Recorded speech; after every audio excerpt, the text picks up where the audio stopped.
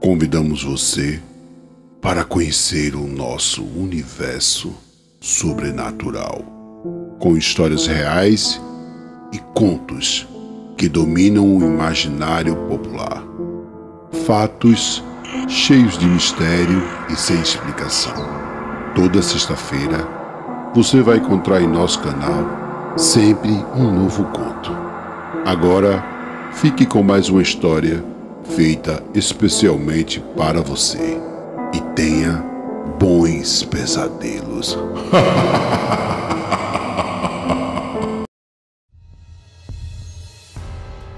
Como explicar o que não compreendemos no mundo racional, quando fatos sem explicação nos desafiam a questionar a realidade em que vivemos? Hoje conheceremos duas histórias que aconteceram na cidade de Camaragibe, entre os anos de 1920 e 1960.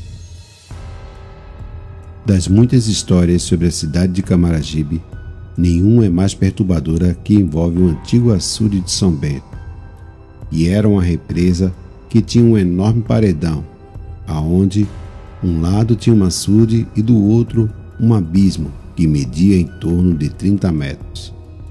O mesmo ligava dois bairros que hoje é o Alto da Boa Vista e a Vila da Fábrica. Muitos eram os corajosos que atravessavam o paredão mesmo em tempo de inverno. Na Vila da Fábrica havia um grupo de padres que pertenciam ao Instituto de Ensino. Eles chegaram ao local no ano de 1904 e durou até 1926, onde levaram a educação escolar e o ensino religioso para a sociedade dos jovens da época. Havia um jovem padre que sempre visitava o bairro que ficava do outro lado da represa. O mesmo era bem recebido pelas famílias que moravam naquele local. Em um certo dia, ele atravessou o paredão e fez a visita como de costume. Era época de inverno e, na volta, o mesmo percebeu que a represa estava sangrando, inundando o caminho com uma fina cortina de água. Ele analisou a situação e decidiu atravessar mesmo assim, que no meio do caminho ele escorregou e caiu sobre o lado do abismo, sofrendo assim uma terrível morte, aonde teve a cabeça decepada pela violência da queda entre as rochas pontiagudas que havia no final do penhasco. Era por volta das 5h20 às 5h30 da tarde. O corpo foi encontrado pelos moradores, que informaram a polícia, porém, a cabeça do mesmo não foi encontrada, sendo enterrado algum tempo depois. O tempo se passa e um certo dia, um homem passava no local no mesmo horário em que aconteceu o acidente. Na ocasião, estava chovendo e, ao olhar para o final do paredão, viu um vulto de uma pessoa no caminho e, ao se aproximar, percebe que era na verdade o padre sem cabeça, que vai sumindo na medida em que o homem se aproximava do mesmo. Algum tempo depois, outras pessoas têm a mesma visão e muitos evitam usar o caminho naquele horário em que aconteceu a tragédia. Napoleão trabalhava na fábrica de tecido e usava o caminho para ir ao trabalho e voltar para sua casa. Ele era um homem que não acreditava no que as pessoas falavam sobre a visão. Porém, em um fim de tarde, quando saiu da fábrica por último, seguiu pelo paredão como de costume. No meio do trajeto, algo o incomodou quando olhou para trás e viu a sinistra visão do padre sem cabeça vindo em sua direção. O seu corpo ficou todo arrepiado e saiu em disparada, mesmo correndo o risco de ter o mesmo destino do padre. Ao chegar no final do caminho, respirou aliviado e seguiu rapidamente para sua casa, aonde relatou tudo o que lhe aconteceu.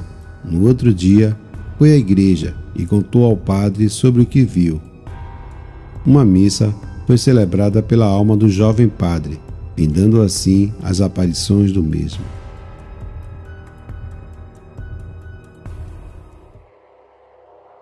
Outra história se passa em um antigo casarão, que no passado fizera parte dos muitos engenhos que havia entre Recife e São Lourenço.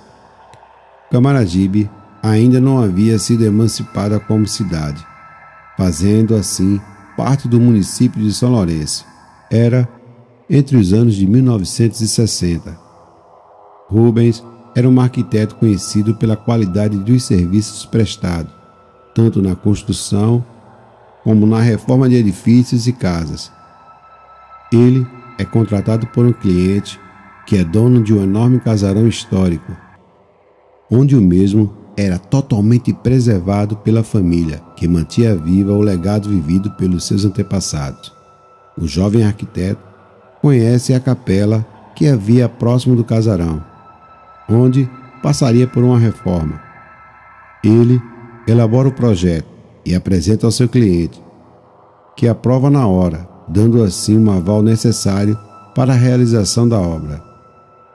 Porém, o jovem arquiteto deixa bem claro que quando estiver trabalhando com sua equipe, não quer que nenhuma criança tenha acesso ao local onde aconteceriam as obras.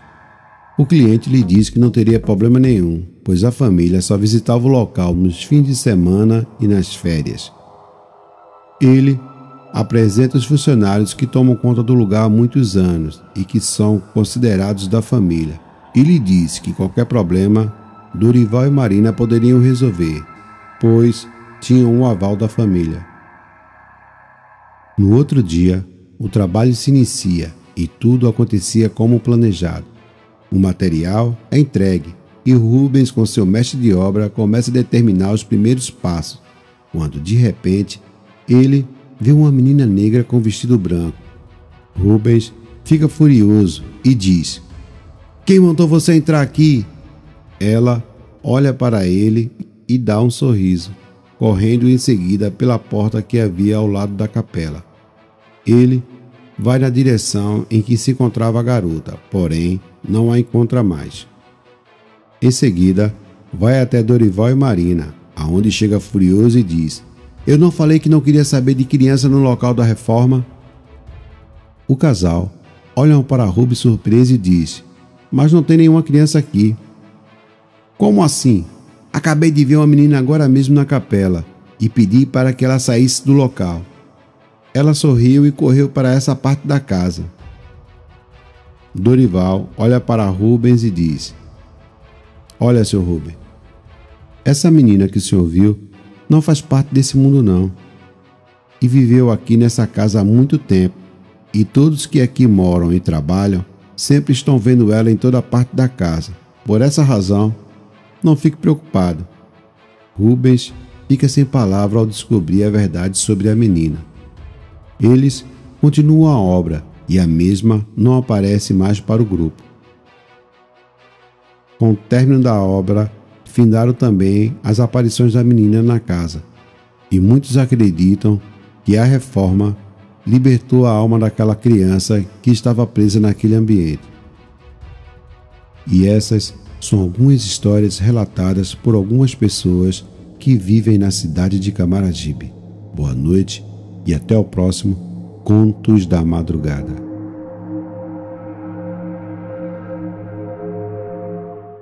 Gostou do nosso conteúdo? Então, curta, compartilhe e se inscreva no nosso canal.